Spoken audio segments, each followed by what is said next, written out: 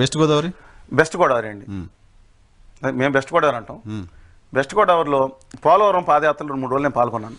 ఆ కాన్స్టిట్యున్సీలోనే వైఎస్ఆర్సీపీ బలంగా ఉందని హ్యూజ్ మెజారిటీ 70,000 మెజారిటీ పాల్గొన్నాను. సభలో కూడా రామకృష్ణ గారి సభలో పాల్గొని సిపిఎం పార్టీ పెట్టిన నిర్వాసితుల కోసం అక్కడి నుంచి పోలవరంలో పాల్గొన్నాను. 2 రోజులు అయితే ఖచ్చితంగా తిరిగానండి. 3 రోజులు ఆ ముందు సభలో ఉన్నాను, అక్కడ ఉన్నాను.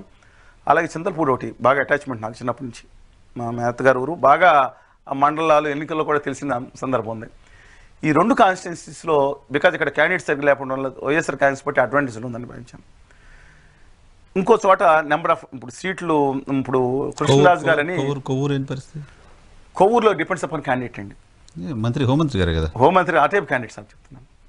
జవహర్ గారు ఉన్నారా ఇంకా ఫైనలైజేషన్ అవ్వలేదు కదండి, అవ్వలేదు అనుకుంటా. సరే ఈ నేపథ్యంలో నేను ఇంకోటి చెప్తున్నా, అది అప్పలాండ్ అది డెల్టా కానీ యాక్చువల్గా డెల్టా ఇట్ సైడ్ అంటారు. అప్పుడు జిల్లా చీలిపోయి తూర్పుగోదావరి జిల్లా అయిపోయింది, పక్కన పెడదాం. కానీ మనం ఉమ్మడి జిల్లాలుగానే మాట్లాడుకుందాం కనీసం. ఇవాళ పోలవరం మీకు తెలుసు, అది ఈ బై ఎలక్షన్స్లో జగన్మోహన్ రెడ్డి గారు 2012లో ఆయన కోసం రాజీనామా చేశారు చాలామంది. రాజీనామా చేసిన నేపథ్యంలో బై ఎలక్షన్స్ వచ్చినాయి 18కి. 18 స్థానాలకి 16 స్థానాల్లో వైఎస్ఆర్ కాంగ్రెస్ పార్టీ నెక్కింది. 2 స్థానాలు కాంగ్రెస్, 3 స్థానాలు పోయినట్టున్నాయి. 2 స్థానాలు కాంగ్రెస్ నెక్కింది. 2 స్థానాలు ఒక స్థానం అండి మా ఊరు పక్కన నర్సాపురం. శ్రీడి సత్యాన్ని గారిని పెద్ద డాక్టర్ గారిని పెట్టారు. కాకపోయినా సుబ్బారెడ్డి గారు గెలిచారు. సుబ్బారెడ్డి గారు గెలిచారు. డాక్టర్ అంటే తెలుగుదేశం పార్టీ అని ఓడిపోయి కాంగ్రెస్ నెక్కారు. ప్రసాద్ రెడ్డి ఓడిపోయారు. 2వ సీటు రామచంద్రపురం. అక్కడ చిక్కాల రామచంద్రరావు గారిని తెలుగుదేశం పెట్టింది. ఆయన పార్టీ లీడరు మంత్రి చాలా చేశాడు. ఆయన డిపాజిట్ పోయింది 2 చోట్ల. కాంగ్రెస్ పార్టీ తెలుగుదేశం డిపాజిట్లు.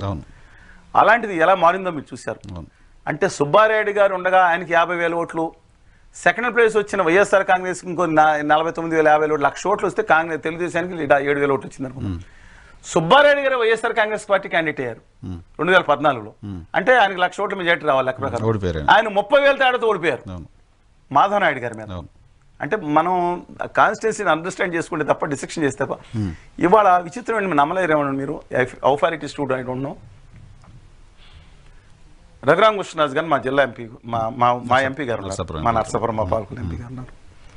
ఆయన గురించి నేను వ్యాఖ్యలు చేయను. కానీ కాన్స్టిట్యున్సీకి సరే జగన్ గారి మీద ఇప్పుడు తెలంగాణ మూవ్మెంట్ జరిగినప్పుడు అండి చాలా బాధలు ఎదుర్కొన్నాం మేము.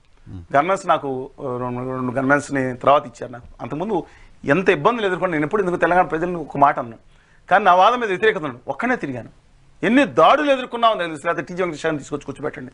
మేము సభలో ఉండి ఎలాంటి దాడులు ఎదుర్కొని ఎలాంటి ఫేస్ చేసామో మీకు తెలియదు. మరి రఘురామకృష్ణరాజు గారి మీద నిజంగా చేసింది అయితే నిజంగా అన్యాయం అండి. ఏం చేశారు? ఆయన మీద దాడి చేసి కాళ్ళ మీద కొట్టడం, లేకపోతే ఫ్రాక్చర్ ఏదైనా కూడా వచ్చింది కదా హాస్పిటల్లో, ఆర్మీ హాస్పిటల్లో ఇచ్చారు కదా. కానీ అక్కడికి మా ఎంపీ లేకుండా వెళ్ళిపోయారు. ఒక సమస్యను ప్రజాస్వామ్యాన్ని అటెండ్ అయ్యే ఎంపీ గత 4 ఏళ్ళ నుంచి 3-4 సంవత్సరాల నుంచి ఎవరు రాకుండా ఆయన వస్తే అరెస్ట్ చేస్తారు. యాక్చువల్గా అంత భయపడాల్సిన పని లేదు. ఎందుకంటే మోడీ గారి అండ ఉంది ఆయనకి. అమిత్ షా గారు వైస్ సెక్యూరిటీ కూడా ఇచ్చారు. సరే ఏదేమైనా వాళ్ళ కాన్స్టిట్యున్సీలో ఎలక్షన్ జరిగితే అవతల వైఎస్ఆర్ కాంగ్రెస్ పార్టీ పోటీ చేయడానికి క్యాండిడేట్ లేరు.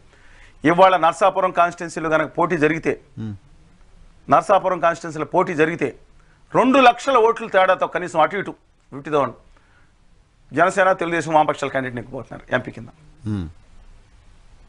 నమ్మశక్యం లేకపోతే ఆ కాన్స్టిట్యున్సీ. ఎందుకంటే మా కాన్స్టిట్యూన్సీ 1989లో ఎన్టీ రామారావు గారికి 30 పార్లమెంట్ సీట్లో దేశంలో ప్రధాన పక్షపాత పార్టీ కింద తెలుగుదేశం ఉండేది. ఎంపీలు మాట్లాడదాం కాదు, చాలా ఉన్నాయి. నాకు తెలిసిన సమాచారం ప్రకారం దివంగత కృష్ణరాజు గారు సతీమణిని అక్కడ పోటీ చేయమని నర్సాపురం పార్లమెంట్ కాదు అసెంబ్లీకి. అవునా? నేను తాజా సమాచారం 24 hours బ్యాక్ సమాచారం. ఇప్పుడు ప్రభాస్ గారు వెళ్ళి క్యాంపెయిన్ చేస్తారా అది నాకు తెలియదు, మీరు అడగాలి. అది సలార్ చేస్తాడా లేదని దాన్ని అడుగుదాం, మనకేం సంబంధం లేదు. కానీ ఇద్దరికి మరి ఆవిడ చేస్తే వైసీపీకి అడ్వాంటేజ్ ఉంటుందా? ఇద్దరికి ఎలా ఉంటుందో మధ్యన ఇప్పుడు వాళ్ళ కుటుంబానికి వెళ్తుకుండా ఎలా ఉందో నాకు తెలియదు, మీరు కనుక్కోవాలి. నేను ఐ డోంట్ వాంట్, మాకైతే బయటకు చూస్తున్నంత వరకు బాగా I don't want any further comments on that personal issues. సరే ఏదేమైనా కనుక ఆవిడ కనుక పోటీ చేస్తే సిచ్యుయేషన్ మే ఆల్టర్ అండి ఆ కాన్స్టిట్యున్సీ. లేకపోతే అక్కడ వారు వన్ సైడ్ కనపడుతుంది. పశ్చిమ గోదావరి జిల్లాలో అయితే ఇప్పుడు పెద్దలు ఉండవల్లి గారితో అంటే మిత్రులు అనుకోండి, ఆయన అభిప్రాయం చెప్తున్నా ఏదన్నా కానీ మిగతా వాళ్ళకి ఒపీనియన్ కూడా తీసుకోండి. పశ్చిమ గోదావరి జిల్లాలో వైఎస్ఆర్ కాంగ్రెస్ పార్టీ 1-2 స్థానాలు వస్తే ఎక్కువ. ఇలా ఇప్పుడు ఇంజనీరింగ్ చేసి ఇంకా అద్భుతంగా అది తర్వాత ఈ రోజు 2 మ్యాక్సిమం 1 లేదా 2 స్థానాలు ఎవరు ఉండవల్లి గారు చెప్పారు ఈ విషయం? ఉండవల్లి గారు అనలేదు. ఉండవల్లి గారు అసలు బోని కొడుతున్నా లేదా సింగ్ గారు అన్నారు. ఆయన 2 జిల్లాలో కలిపి మా జిల్లాలో ముఖ్యంగా వెస్ట్ గోదావరిలో అసలు బోని కొట్టడమే డౌట్ అని ఉండవల్లి గారు మీతో అన్నారు. అయితే మరి అనొచ్చు లేదా దాన్ని వ్యక్తిగతంగా మాట్లాడుకున్నారు. చెప్పారు ఇప్పుడు అనొచ్చు లైవ్ లో. సరే వెళ్ళిపోండి, లైవ్ అది సరే కానివ్వండి. మంచి అంటే ఆయనకి ఆలోచన, నేను ఆయన తోపండి. ఎందుకంటే ఆ రోజు ఒక మంచి ఆలోచన శక్తి గల వ్యక్తి అయినా ఉత్తర భారతీయ జనతా పార్టీ నేను వ్యక్తిగతంగా గౌరవించినప్పుడు ఆయన మన మీద వ్యాఖ్య చేశారు ఈనాడు మీద అని వచ్చింది.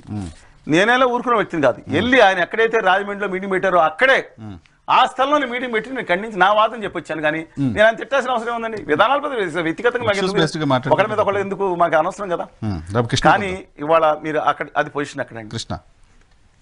కృష్ణా జిల్లాలో మొన్నవరకు ఉయ్యూరు సీట్ అని ఉంది. ఉయ్యూరు వైఎస్ఆర్ కాంగ్రెస్ పార్టీకి 5,000 అబవ్ మెజార్టీ వస్తుందని అంచనా ఉన్న సీట్లు కొన్ని ఉన్నాయి. అందులో ముఖ్యమైనది Uyyuru seat. The last 15-20 days నుంచి వచ్చిన ఫ్లాష్ సర్వీస్ అంటే వాళ్ళు ఫోన్ సర్వీస్ చేసుకుని అక్కడ కూడా టఫ్ అవుతున్న సిచ్యువేషన్. జోగి రమేష్ 16 సీట్లు అండి. ఇక్కడ 33, 16, 17 అంటే ఉంటాయి కదండి. గుంటూరు కలిపి 2 18 గుంటూరు అనుకుంటా కదా. 17 అండి.